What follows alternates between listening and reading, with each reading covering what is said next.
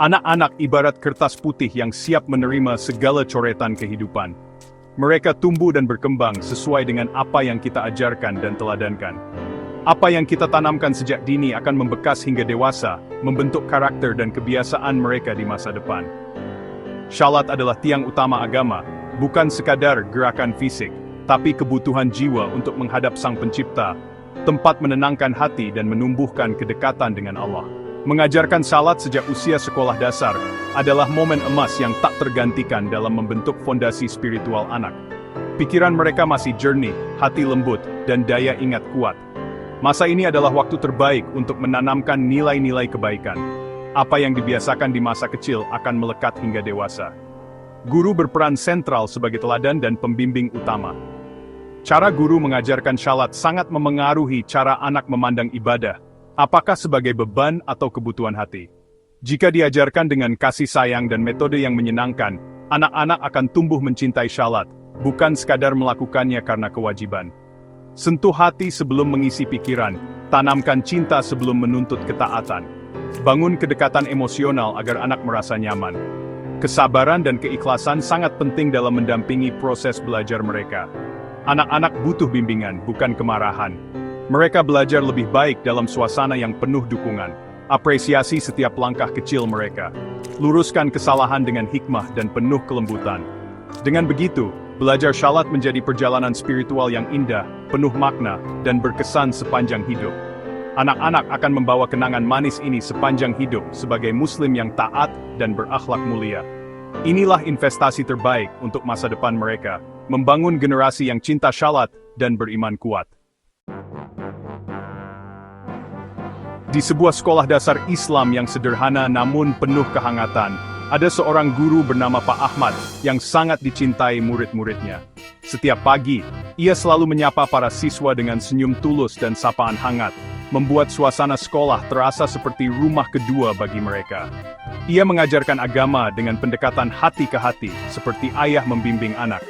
Pak Ahmad selalu sabar mendengarkan cerita dan keluh kesah murid-muridnya, sehingga mereka merasa dihargai dan diterima apa adanya. Sebelum mengajarkan tata cara salat, Pak Ahmad selalu bercerita tentang kisah para nabi dan sahabat yang mencintai salat. Cerita-cerita itu membuat pelajaran agama terasa hidup dan penuh makna. Cerita Pak Ahmad membuat kami paham salat itu anugerah, bukan beban. Kami jadi menantikan waktu belajar agama karena selalu ada kisah inspiratif yang menyentuh hati. Salat adalah cara berterima kasih atas nikmat Allah. Kami belajar bahwa setiap gerakan dan doa adalah bentuk syukur yang tulus. Pak Ahmad sabar, tidak pernah membandingkan murid, dan selalu membantu yang belum paham.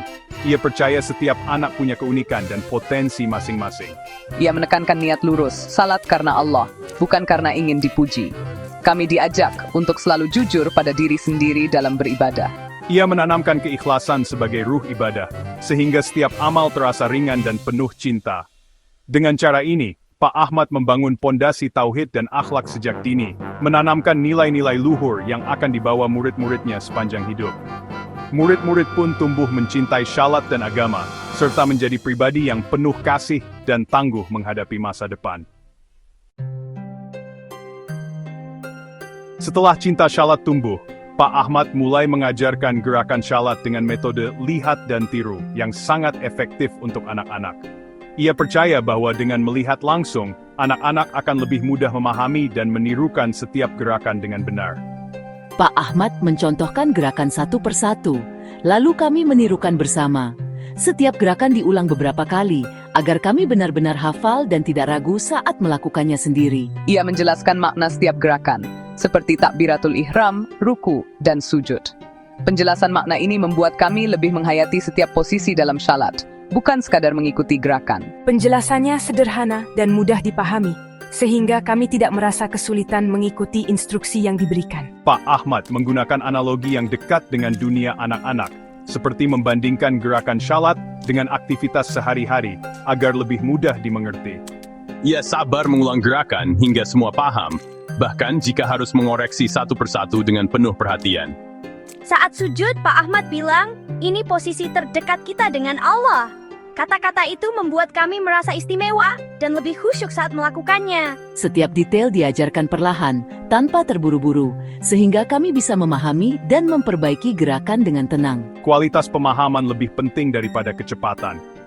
Pak Ahmad selalu memastikan tidak ada yang tertinggal dalam proses belajar ini.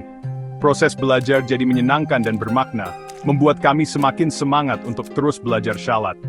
Anak-anak pun semakin percaya diri dalam syalat, dan merasa bangga bisa melakukannya dengan benar. Setelah demonstrasi, murid-murid praktik salat berjamaah bersama Pak Ahmad. Mereka berwudu, lalu berbaris rapi di mushola sekolah. Luruskan rapatkan self. Pak Ahmad memeriksa barisan dengan sabar, lalu memimpin syalat. Kami berusaha mengikuti gerakan Pak Ahmad, meski kadang masih kaku. Kadang aku melistis, Let. Pak Ahmad membiarkan proses belajar berjalan alami, menasihati dengan lembut setelah syalat. Aku jadi paham, salat harus sungguh-sungguh. Praktik ini rutin dilakukan, membuat gerakan dan bacaan semakin baik. Suasana kekeluargaan di mushola terasa hangat. Mushola jadi tempat belajar kebersamaan, disiplin, dan kekhusyukan. Inilah pendidikan karakter sejati.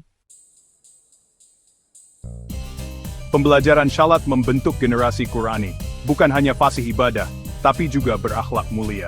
Pak Ahmad bilang, syalat mencegah perbuatan buruk. Aku merasa lebih tenang dan percaya diri setelah rutin syalat berjamaah. Pendidikan bersama ini adalah investasi jangka panjang. Kami belajar kejujuran, amanah, kasih sayang, dan tanggung jawab. Kita butuh lebih banyak guru seperti Pak Ahmad, yang mengajar dengan hati. Sekolah dan Sundruwing, deskrip naik 26 katit kemilikan. Aku ingin jadi seperti Pak Ahmad, membimbing teman dan adik-adik. Semoga dari mushola sederhana lahir generasi penjaga syalat dan pemimpin berakhlak mulia.